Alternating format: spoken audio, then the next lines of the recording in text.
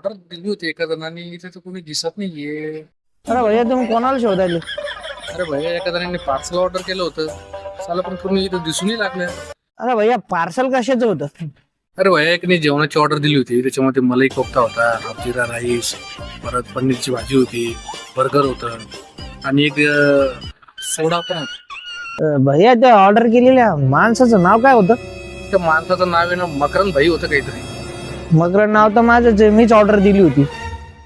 अरे मकरंद नाव तुमचंच आहे का? हे घ्या मग तुमचं पार्सल. एक ओटीपी येईल तुम्हाला पार्सल यावर, तेवढा सांगा. 4831. 4831. Okay, thank you. मला फुकटचं पार्सल भेटलं यार.